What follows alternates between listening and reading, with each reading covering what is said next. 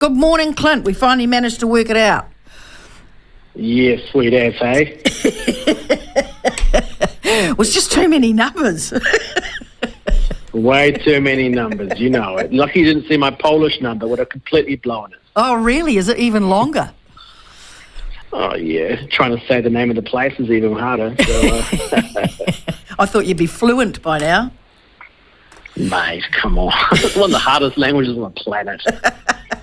They have all those little, curly little bits and stuff, don't they? Like this, is it Cyrillic or Cyrillic alphabet or whatever? They're mixed up with some of that stuff too, isn't it? Not really, but L's can be W's, W's can be V's. There's 3 different types of Z. So it can be a bit. It's fun. It's definitely fun. Now, people will probably wondering who you are, Clint, and we have had you on before because it was really interesting because it came up as Kiwis in London straight away when we did get your number. Hey, so Clint, just give us a little bit of your background, the fact that you were a Kiwi, what you were doing when you were working here, what you've been doing since you've been in London, and then we'll talk a bit about the election. Yeah, absolutely. I mean, I left New Zealand 20 years ago, actually. This time, 20 years ago, I arrived in the UK. Beforehand in New Zealand, I was quite active in student politics, dare I say, sorry to say, with the X Party when it was younger. Prebbles Rebels days, you could say. It was a whole team of you, wasn't there? Way back when we got Prebs elected into Wellington Central, which is wow, interesting story that is.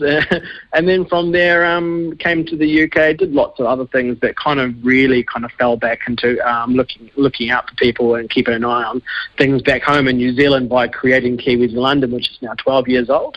We've just hit 100,000 followers on Facebook. Wow. And another 40,000 as well now on another page. So cracking on quite now, heading towards, a bit higher numbers. And from there, we're representing Kiwis in London on all kinds of things, hopefully helping people set up when they come to the UK to get jobs, get flats, and to have a few drinks, you could say. Running lots of events. Yeah. Rugby World Cup event coming up this weekend, which has been sold out 2 times over. So, I mean, the numbers in the UK... So where is it and what's happening? What are you going to do? Well, we had a Kiwis in London headquarters in one of the bars in West London, and that usually is packed to the gills, 350 easily. We could have got a bigger venue, but I wanted somewhere which had cheaper booze. If you come over here, you've got to spend your money wisely. So I did that, but now the final, we've already got about 700 people. There'll be more to come as we keep selling and get tickets allocated for the final against SA on the Saturday. So, I mean, we're doing a lot of stuff over here. A lot of Kiwis come to me because they want to find a job, make some friends, get a flat, and that's where I kind of come into it, like a one-stop shop. And I think we've probably built one of the biggest expat communities of anywhere in the world, I would say, with the Kiwis in London. And we have a Christmas party, 1,200 people to 1,500 people come every year.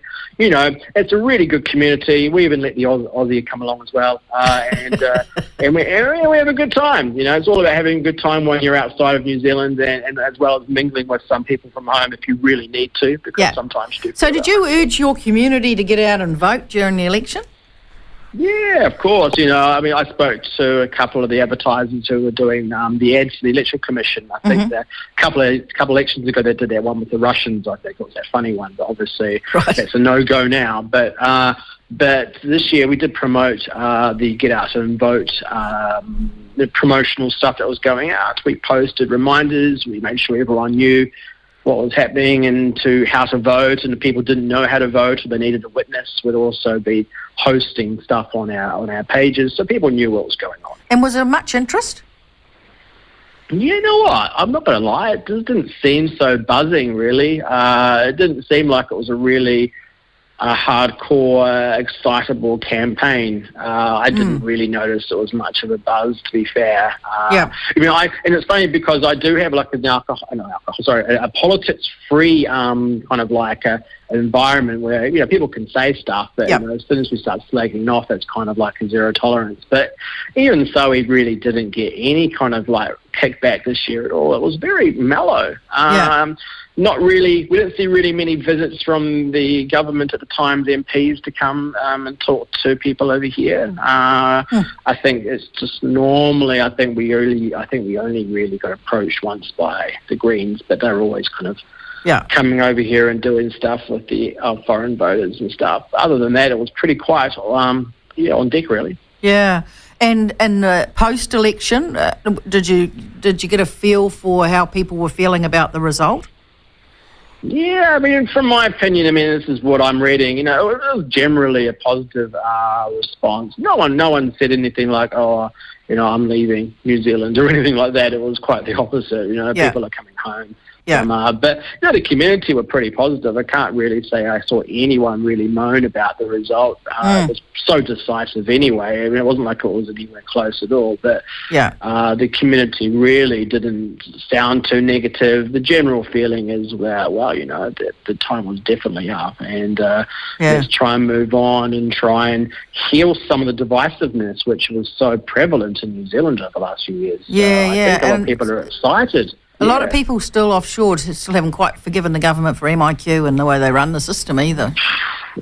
I'm never going to forgive them for that, but true, it is. It's just a lot of rehashing of some feelings there, really, and a lack of apology as well from the previous Prime Minister and Prime Minister Hipkins as well, which is interesting because I've got no time for Chippy, you could say, from student politics time. So I felt sorry for him. I'm not going to lie.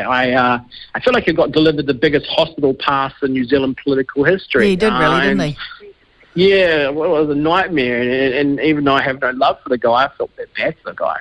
But at the end of the day, he did what he had to do, try and keep them electable. And as we saw, that didn't work.